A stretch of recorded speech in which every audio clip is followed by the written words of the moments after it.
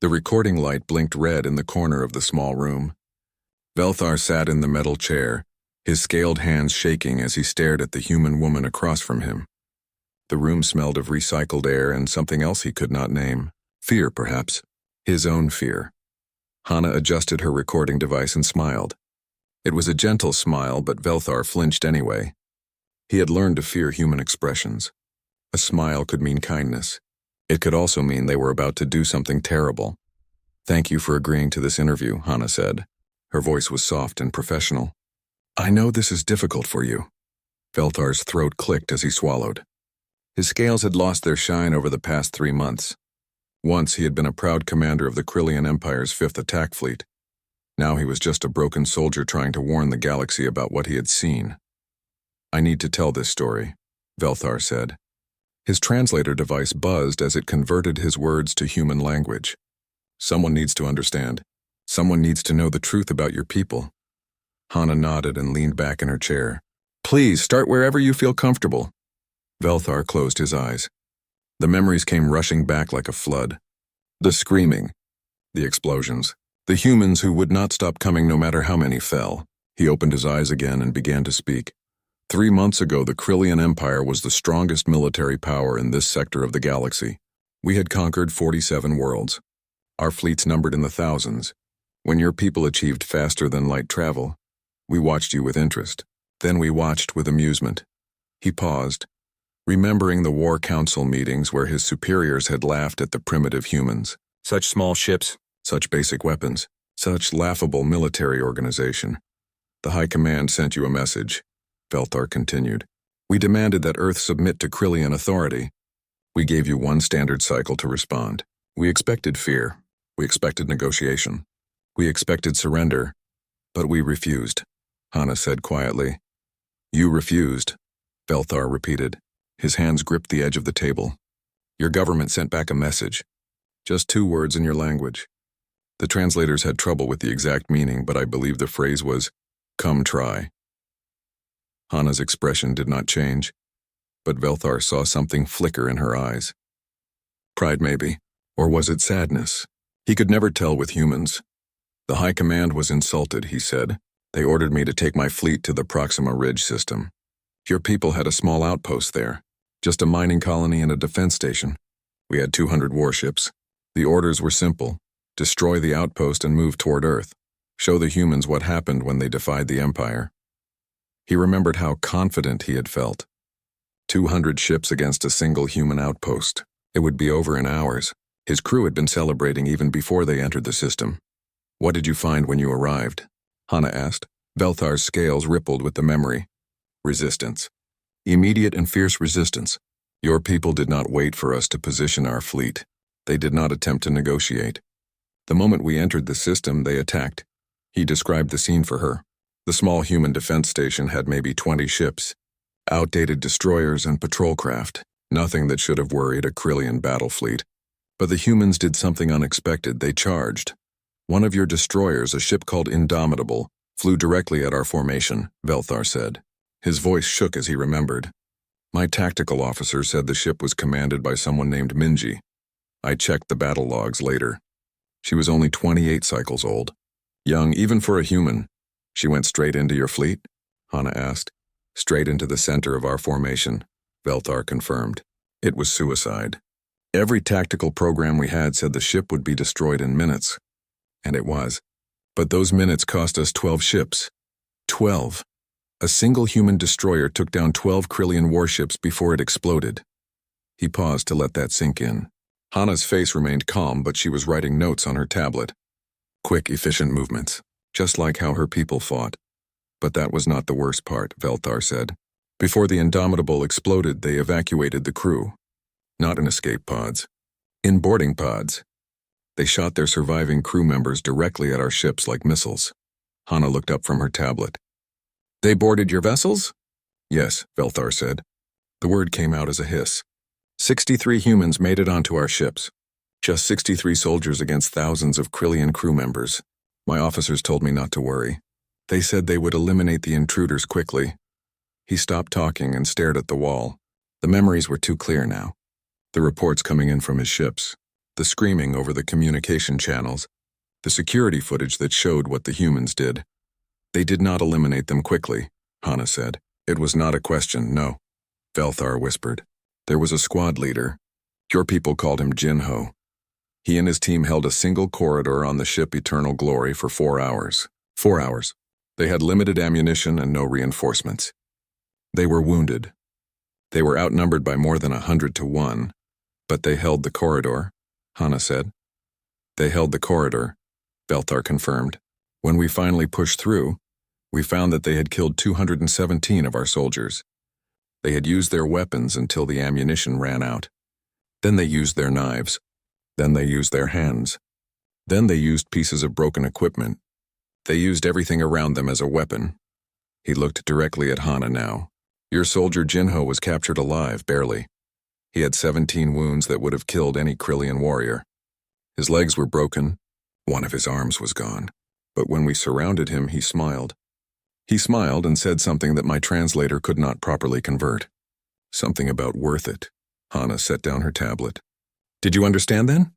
Did you understand what you were facing? Velthar's scales darkened with the Krillian equivalent of a blush. Shame. I thought they were anomalies. I thought Minji and Jinho were just unusually fierce individuals. Every species has warriors who fight beyond reason. I reported the battle to High Command. I requested reinforcements but said I could still complete the mission. But you were wrong, Hana said gently. I was wrong, Velthar agreed. His voice dropped to barely a whisper.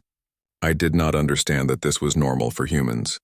I did not know that every single one of you fights like this. That day at Proxima Ridge was just my first lesson. The galaxy would learn many more lessons in the weeks that followed. The recording light continued to blink. Hana waited patiently for Velthar to continue. Outside the interview room, the neutral station hummed with activity. Humans and aliens moved through the corridors, conducting business and maintaining the peace that humanity had forced upon the galaxy. Velthar looked at his shaking hands. Should I continue? There is so much more to tell. Yes, Hana said. The galaxy needs to hear this. Please continue, Velthar nodded slowly. Then I will tell you about what we discovered next. About your military doctrine. About how your species thinks about war. And about why that terrifies everyone who learns the truth. The interview room felt colder now. Velthar shifted in his seat, his tail curling around the chair leg in an unconscious gesture of anxiety. Hana waited patiently for him to gather his thoughts. After the first battle at Proxima Ridge, I made a decision. Velthar said, I decided to study your people, to understand what made you fight the way you did. I thought if I could understand you, I could defeat you. He made a sound that the translator rendered as bitter laughter. I was a fool. Understanding humans only made me more afraid. Hana leaned forward slightly. What did you discover? Everything, Velthar said. Your people broadcast so much information. Your military history is public knowledge. Your tactical manuals can be purchased by anyone. At first I thought this was stupidity. Why would you let your enemies see your strategies? Then I understood. You do not hide your methods because you know that even if we understand them, we still cannot stop them. He activated a small holographic display on the table. Images appeared in the air between them. Battle scenes from human history. Ancient soldiers with primitive weapons. Modern armies with advanced technology. All humans. All fighting each other. This is what terrified me most, Velthar said, gesturing at the images.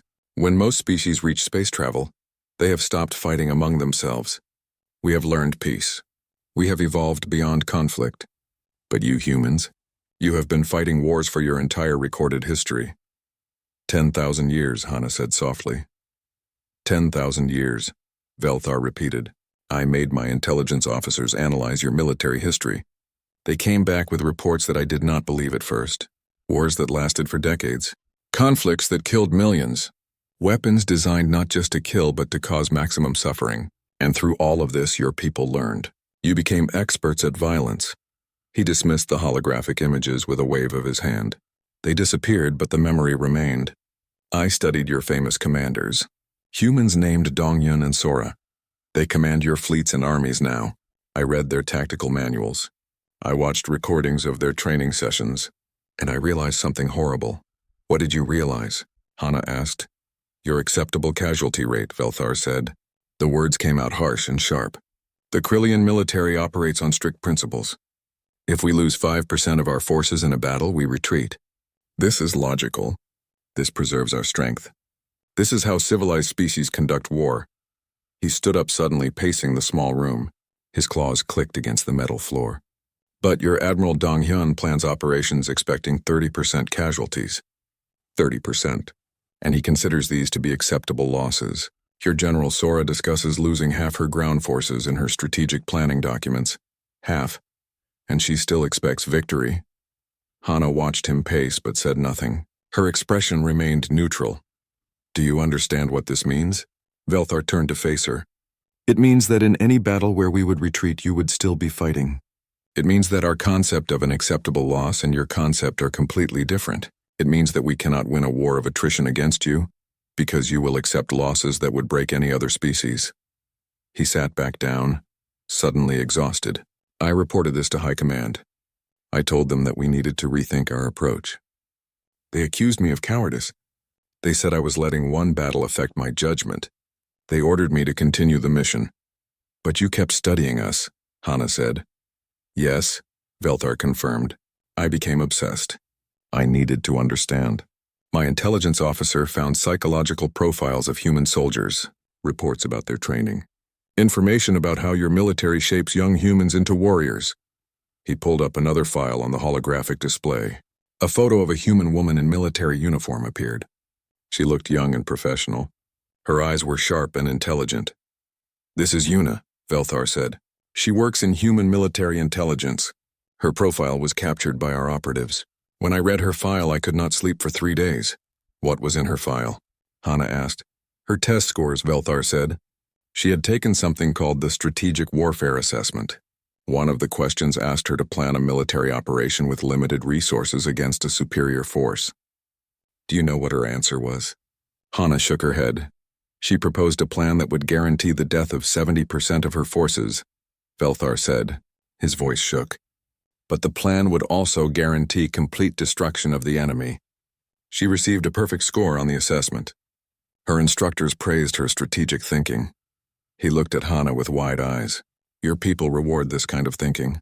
You train your soldiers to accept death as a tactical option. You teach them that trading their lives for enemy lives is not just acceptable, but commendable. This is madness to every other species. But to humans, it is normal. The room was silent for a moment. Somewhere in the station, machinery hummed. Life support systems kept the air breathable for dozens of different species. But in this small room, the only sound was Velthar's heavy breathing. I found something else in my research, he said finally. Information about human evolution, about how your species developed on your home world. Our evolutionary history? Hana asked.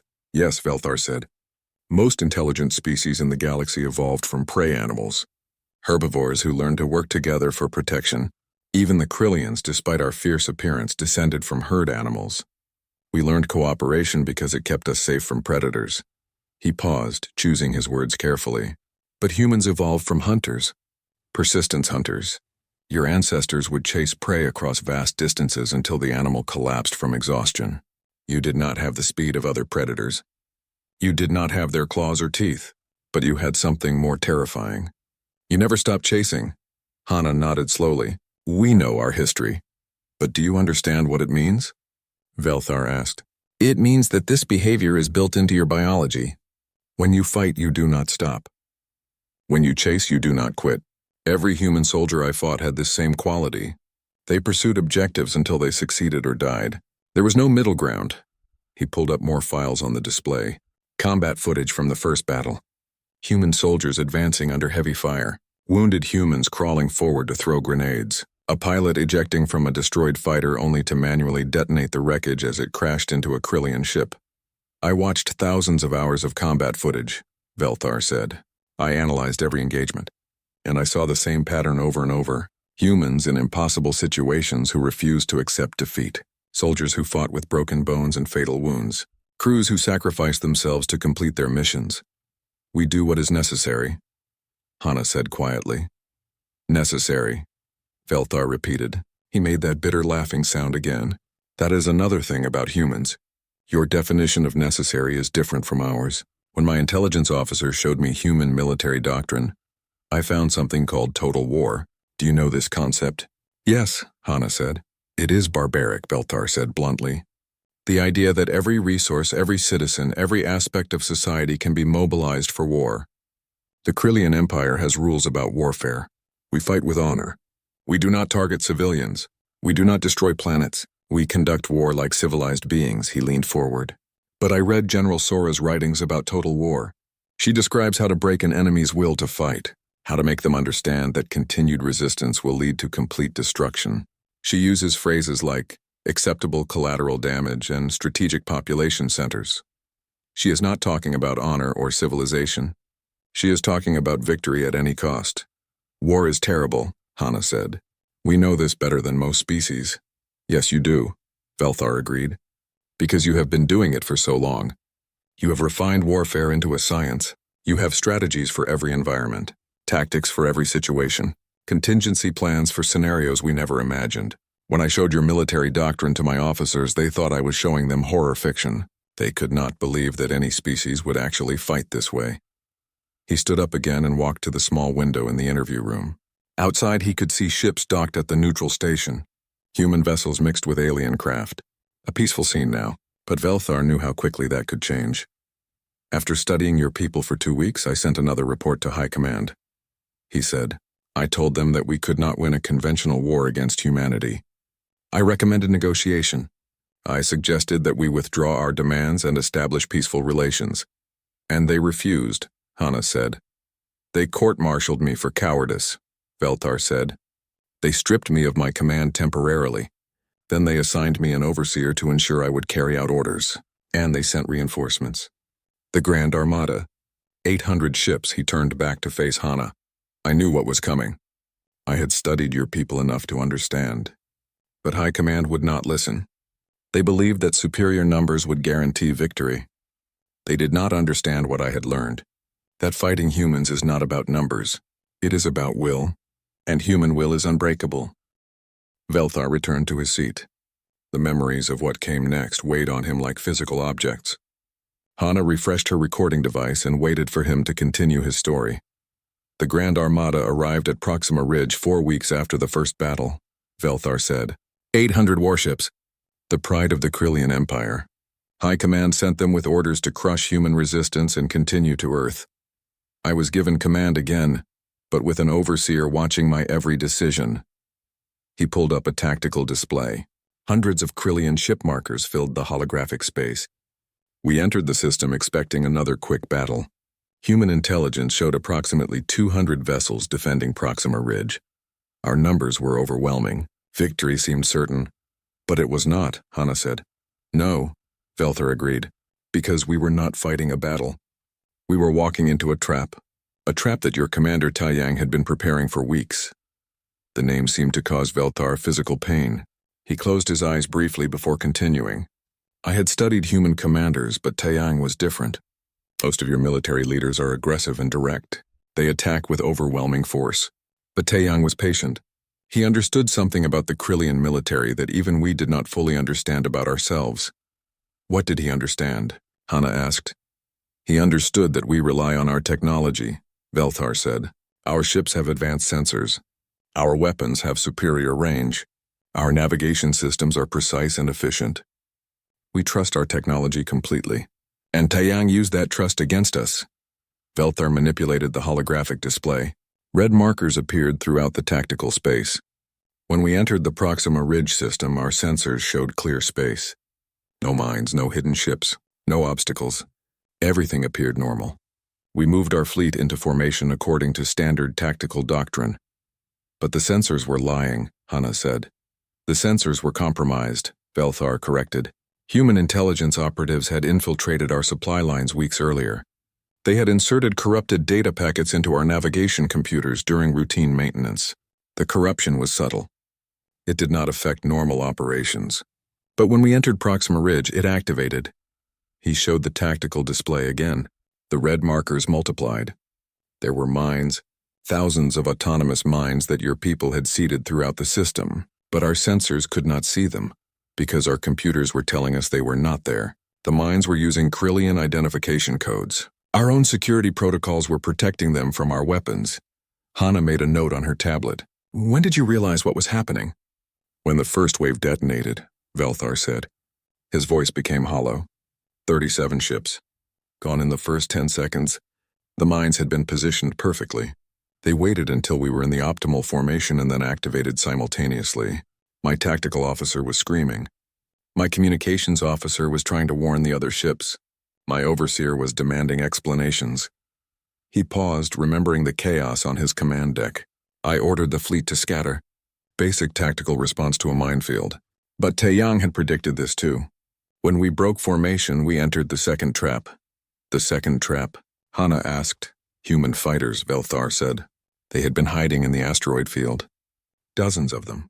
Small single-pilot craft that our corrupted sensors could not detect.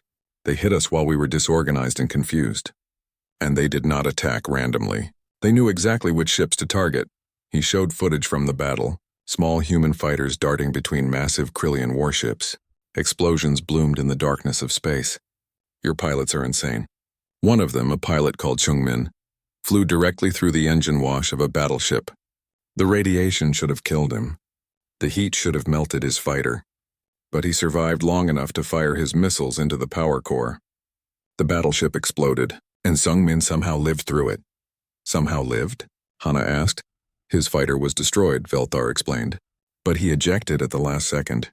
The explosion propelled his escape pod away from the blast. He was picked up by a human rescue ship 3 hours later, and then he requested another fighter to rejoin the battle. Velthar shook his head in disbelief. This was normal for your pilots. They took risks that no Krillian would consider. They flew patterns that should have been impossible. And they communicated with each other in ways that confused our tactical computers. Your pilots use humor and insults during combat. They laugh while they are dying. We could not predict their behavior because it made no tactical sense. He manipulated the display again, showing the progression of the battle. But the mines and fighters were just the beginning. While we were dealing with those threats, human special operations teams were already on our ships. Already on your ships? Hana repeated. How? Stealth insertion pods, Velthar said. Launched weeks earlier and left dormant in the system. They looked like debris. Our sensors ignored them. But when the battle started, they activated and attached to our larger vessels. Your soldiers came out and entered through maintenance hatches. He showed security footage from inside a Krillian ship. Human soldiers in black armor moved through corridors like shadows. These were not normal Marines. This was a unit led by Captain Junho, Special Operations. They had studied the layouts of our ships. They knew where to go and what to do. They split into teams and hit multiple objectives simultaneously. Velthar pointed at the footage. This team destroyed the primary communications, array on the flagship Eternal Might. This team sabotaged the weapons. Control on the cruiser Dawn's Edge. This team captured the command deck of the destroyer Red Honor. And they did all of this while the battle was happening around us. We were fighting on two fronts, one in space and one inside our own vessels. How did Junho's teams cause so much damage with so few people? Hana asked. Because they were not trying to capture the ships, Velthar explained. They were trying to create chaos, and they were very good at it. They would destroy a critical system and then disappear into the maintenance tunnels. We would send security teams to hunt them down, and they would ambush those teams, or they would avoid combat entirely and hit another target. He showed more footage. Human soldiers planting explosive charges on power conduits, hacking into computer systems, fighting Krillian security forces with brutal efficiency. Your soldiers do not fight with honor. They fight to win. They use every advantage. They strike from darkness. They retreat when outmatched. They return when we think we have secured an area. They are like the predators your species evolved from. Patient, persistent, always hunting. Velthar's hands clenched into fists. But what made Junho's teams truly terrifying was their determination. We captured some of his soldiers during the battle. We interrogated them, trying to learn the enemy's plans. Do you know what they told us? What did they say? Hana asked. Nothing useful, Velthar said. They gave us false information. They wasted our time with lies and misdirection. One soldier spent 3 hours explaining a completely fictional battle plan in perfect detail. Our interrogators believed him. We repositioned forces based on his information. And then we realized it was all fabricated. By then the damage was done. He brought up another file, A photo of a young human woman in military uniform. This soldier's name was Yunji. She was listed as a combat medic. Not a soldier, not a warrior, a medical officer. But when we boarded her ship to capture prisoners, she fought like any other human warrior. Medics receive combat training, Hana explained. All of your people receive combat training, Velthar said. That is what I learned during this battle. There are no non-combatants in the human military. Everyone fights. Yunji and her medical team fought their way through my flagship to reach captured human soldiers in our detention area. They were not trying to escape. They were rescuing their people. He showed security footage of the rescue, human medics carrying wounded soldiers while fighting off Krillian security forces. They had medical training, not assault training. But they used grenades. They used military tactics. They coordinated like elite warriors. When I asked a captured Yunji why a medic would risk death in combat, she said, "Those were my people in there." As if this explained everything. Velthar dismissed the footage. The battle was chaos. Our fleet was scattered. Our communications were compromised. Our ships were being infiltrated and sabotaged from within. And then Taiyang played his final card. What was the final card? Hana asked. The human main fleet, Velthar said. They had not engaged yet. They were waiting at the edge of the system, watching, learning our patterns and responses. When Taiyang judged that we were sufficiently weakened and confused, he ordered the attack. The tactical display showed blue markers appearing, human warships entering the battle space in a coordinated formation. They hit us at our weakest point, the section of our fleet that had been most damaged by mines and fighter attacks, and they did not engage carefully. They charged directly into close combat range. Close combat? Hana asked. Ships are not designed for close-range engagement. Human ships are, Velthar said. Or at least humans do not care about design limitations. They flew directly at us. They used ramming speed. When their weapons were depleted, they used their ships as weapons. Velthar stood and walked to the water dispenser in the corner of the interview room. His hand still shook as he filled a container with the specialized fluid his species needed. Hana waited patiently while he drank and composed himself. What happened after the retreat? She asked when he returned to his seat. Everything fell apart, Velthar said simply. My superiors wanted to execute me for mutiny, but they could not, because I had saved 43 ships that would have otherwise been destroyed, and because word of the battle had already spread throughout the fleet. The soldiers knew what I had done. They knew I had saved their lives when High Command would have sacrificed them for pride. He set down his container with a soft click. High Command tried to suppress information about the battle. They called it a tactical withdrawal. They claimed we had inflicted heavy losses on the humans and would return with a larger force. But the truth spread anyway. Survivors talked. Data was leaked. Within days, every Krillian military base knew the real story. What was the reaction? Hana asked. Fear, Velthar said. Pure fear. The Krillian Empire had never lost a fleet action before. We had never retreated from a smaller force. And the details of how we lost terrified everyone. The minds that our sensors could not see. The fighters that flew with suicidal tactics. The special operations teams that infiltrated our flagships. The willingness to sacrifice ships in ramming attacks. None of this fit any tactical model we understood. He pulled up a document on the holographic display. This is the official battle report I submitted to High Command. They rejected it. They said my assessment was too pessimistic. They said I was exaggerating human capabilities. They replaced me with another commander and ordered him to prepare for a second attack. There was a second attack? Hana asked.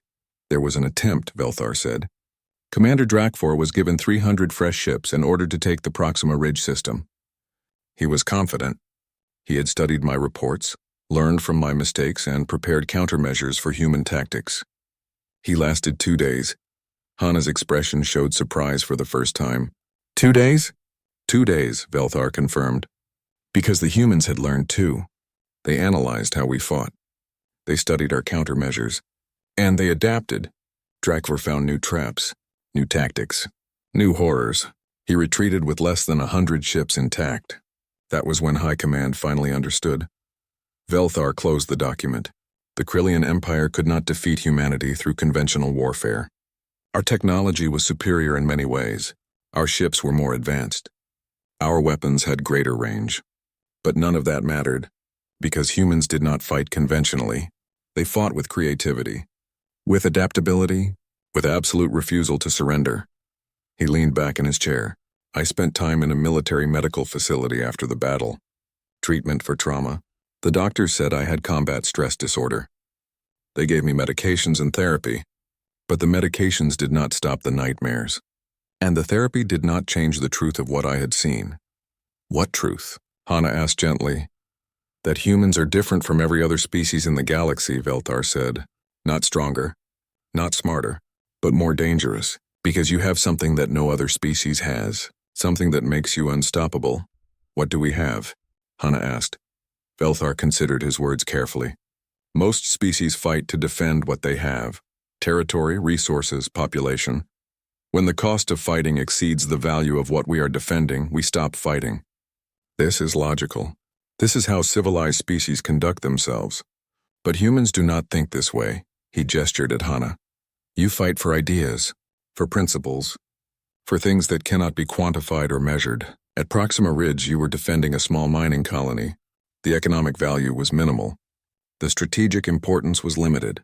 By any logical calculation, you should have abandoned it and focused your forces elsewhere. But you did not. We do not abandon our people, Hana said. No, you do not, Velthar agreed. And this makes you terrifying. Because it means there is no battle that is too small for humans to fight. No position too weak to defend, no cause too lost to abandon. You will fight for every centimeter of space, every single person, every abstract principle, and you will accept catastrophic losses to do so. He showed another file, casualty reports from human forces at Proxima Ridge. Your people lost 68 ships in the battle. Thousands of soldiers died. By Krillian standards, this would be an unacceptable disaster. But when I monitored your communications after the battle, do you know what your commander said? Hana shook her head. They said acceptable losses, Velthar said. Commander Taiyang filed a report saying the operation was a success despite the casualties. General Sora praised the soldiers who died defending the system. Your government held memorials and gave medals. And then you immediately began rebuilding your forces, as if those losses were just the cost of doing business. He made that bitter laughing sound again. I showed these reports to my military psychologists. They did not believe humans could actually think this way. They said it must be propaganda, that no species would genuinely accept such losses. But I had fought you. I had seen your soldiers die with smiles on their faces. I knew the reports were true. Velthar stood and paced again. The movement seemed to help him think.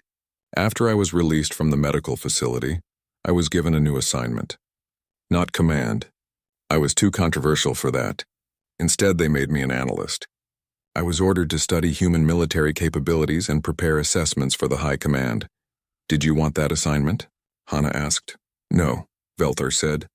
But I accepted it because I thought I could help my people understand what we were facing. I spent months analyzing every piece of data we had on human military operations. And the more I learned, the more hopeless I felt. He sat back down and pulled up a comprehensive chart. This shows human military production capacity. After the battles at Proxima Ridge, you accelerated ship construction. Within 2 months, you had replaced all your losses and added 50 new vessels to your fleet. It took us 6 months to replace the same number of ships. We are efficient, Hana said. You are relentless, Velthar corrected. Your entire economy shifted to support the war effort. Civilian factories were converted to military production. Your civilian population volunteered for military service in numbers we could not comprehend. One of your planets, I believe it is called Korea, increased its military recruitment by 300% in a single month. He showed more data, and your research and development never stopped. While we were trying to recover from our losses, you were developing new weapons, new tactics, new technologies specifically designed to counter our advantages. You treated war like a science, like a puzzle to be solved, and you were solving it faster than we could respond. Velthar's voice dropped. I realized that the Krillian Empire could not win a prolonged conflict with humanity.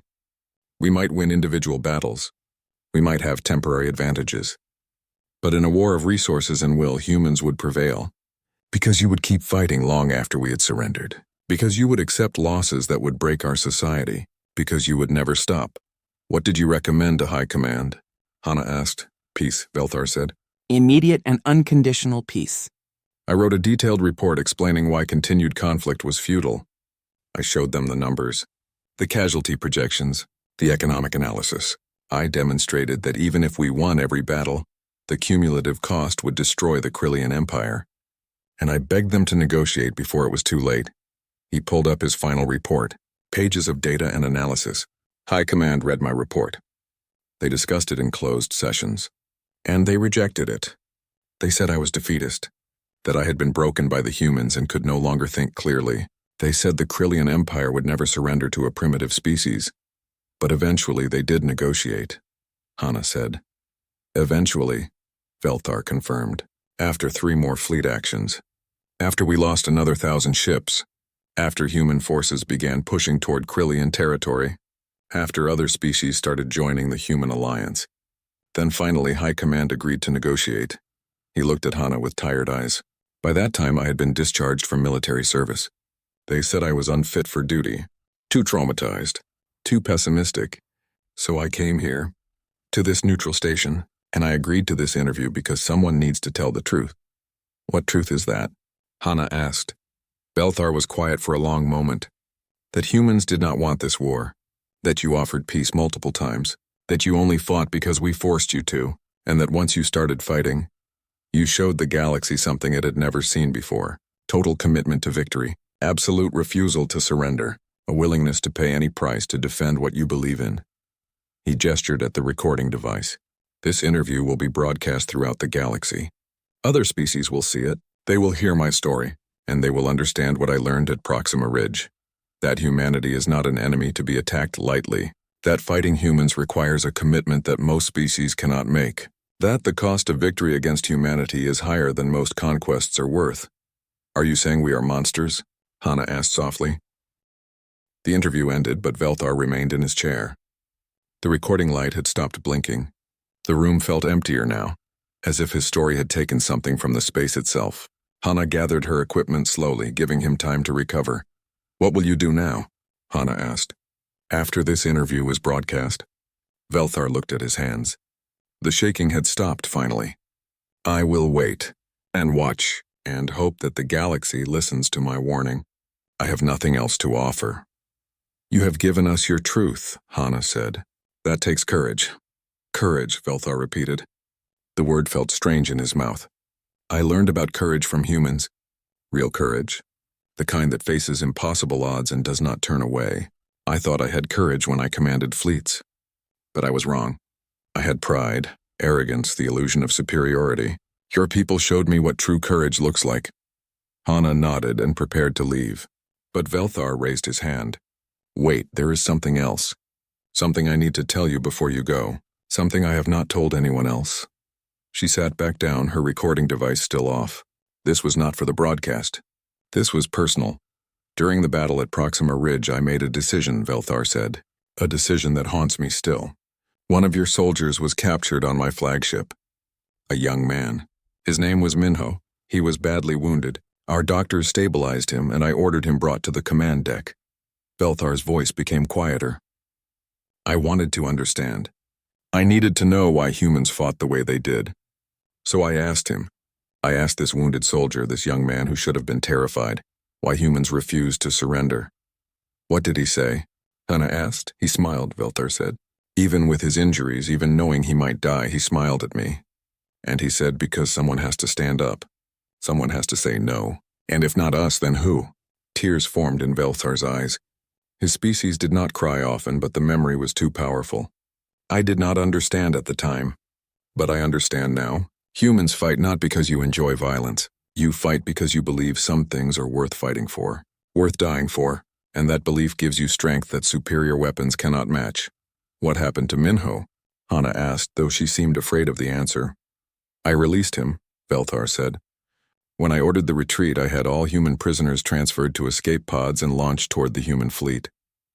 It was against orders, another act of mutiny, but I could not keep them, not after understanding what they represented. He looked at Hana directly. Minho survived. I checked the casualty reports later. He recovered from his wounds and returned to service. He is serving on a ship called the Resilient now. I remember his name because he taught me something important. He taught me that humans do not fight from hate. You fight from hope.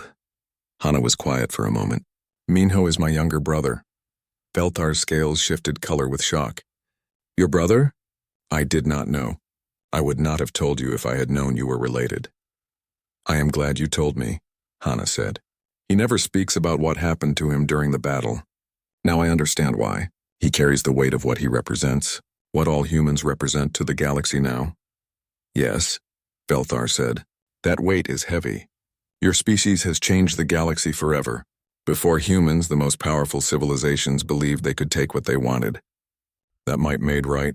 That weaker species existed to serve stronger ones. But you have proven that determination can overcome technological superiority, that will can defeat numbers, that a species united by belief is more powerful than an empire united by force. He stood and walked to the window again. Outside, the neutral station continued its careful dance of diplomacy and commerce. Ships from dozens of species docked and departed. But everyone knew the truth now. The balance of power had shifted. The interview will be broadcast tomorrow, Hana said. It will reach every major world in the galaxy within a week. What do you think will happen? Some will not believe me, Velthar said. They will think I am exaggerating, that I am traumatized and seeing threats that do not exist. Those species will learn the hard way as we did. But others will listen. They will understand the warning. And they will change how they interact with humanity. He turned from the window. The Galactic Council has called an emergency session. They will discuss humanity's admission to the Council. Your ambassador Nari will present humanity's case. I've watched recordings of her speeches. She is young, but she carries herself with the same confidence I saw in your soldiers, that same certainty that makes humans so effective in everything you do. What do you think the Council will decide? Hana asked. They will grant humanity full membership, Velthar predicted. They have no choice. To refuse would risk war, and after what happened to the Krillian Empire, no one wants to fight humanity, so they will welcome you. They will smile and speak of cooperation and mutual benefit, but they will be afraid. Fear is not a good foundation for peace, Hana observed. No, Velthar agreed. But it is better than war, and perhaps over time fear will transform into respect, and respect will transform into genuine cooperation. This is my hope, that humanity will use its power wisely, that you will not become the same kind of oppressors that attacked you. Hana packed the last of her equipment. We have our own history of oppression. We know what it looks like. We know what it costs. That is why we fight so hard against it now, not just for ourselves but for the principle that all species should be free to choose their own path. Then there is hope, Velthar said, because if humanity leads with those principles, the galaxy will be better for it. 3 days later, the interview was broadcast across the galactic communication networks. Trillions of beings watched Velthar tell his story. His fear was visible. His trauma was real. And his warning was clear. Do not fight humans unless you are prepared to pay a terrible price. The reaction was immediate and widespread. Some species dismissed the interview as propaganda. Others studied it carefully, analyzing every detail. But most simply accepted the truth that Velthar presented. Humanity was dangerous, not because they wanted to be, but because they refused to be victims. The Galactic Council session took place in the Great Chamber on the neutral world of Harmony. Representatives from 47 species gathered to discuss humanity's petition for membership. The chamber was ancient, built thousands of years ago when the first species formed the council. It had seen many debates, many conflicts, many resolutions, but never one quite like this. Ambassador Nari stood at the speaker's platform. She was young by human standards, only 35 cycles old. But she had been chosen carefully. She had military experience. She understood what humans were capable of. And she could speak to the council with both strength and diplomacy. Honored representatives, Nari began. Humanity comes before this council not as conquerors, but as neighbors. We seek membership not to dominate, but to cooperate. We offer our strength in defense of peace, our resources in support of prosperity, and our commitment to the principles that unite all civilized species. She paused, letting her words settle. We know that some of you fear us. We know that our recent conflicts have demonstrated capabilities that concern you. This is understandable, but fear should not be the basis of our relationship. Instead, I propose mutual respect. A representative from the Vraxian collective stood. His species was known for their scholarly nature. Ambassador Nari, your species has demonstrated unprecedented military effectiveness. How can the Council trust that humanity will not use this power to expand aggressively? Nari met his gaze steadily. The Vraxian Collective is a peaceful society. You have not fought a war in 300 years, yet you maintain a defense fleet. Why? To protect ourselves from potential threats, the Vraxian representative answered. Exactly, Nari said. Humanity is the same. We build weapons not because we desire war, but because we refuse to be defenseless. We train soldiers not because we seek conquest, but because we will not be conquered. Give us reason to trust and you will find humans to be loyal allies. But threaten us and you will find us to be implacable opponents. The choice is yours. The session continued for hours. Questions were asked and answered. Concerns were raised and addressed. Nari spoke with calm authority, never threatening but never apologizing. She presented humanity as they truly were. Strong, determined, willing to cooperate but prepared to stand alone if necessary. In the end, the vote was unanimous. Humanity was granted full membership in the Galactic Council. The decision was practical rather than enthusiastic. No one wanted to fight humans, so they welcomed them instead. Velthar watched the session from his quarters on the neutral station. When the vote was announced, he felt something unexpected. Relief. The galaxy was choosing peace. They were choosing to learn from the Krillian Empire's mistake rather than repeat it. He recorded one final message. Not for broadcast, but for his own records. A personal reflection on everything that had happened. My name is Velthar. I was a commander in the Krillian Imperial Fleet. I led forces against humanity and learned a lesson that I will carry for the rest of my life. Humans are not invincible. They can be hurt. They can be killed. They can lose battles, but they cannot be broken. And that makes all the difference.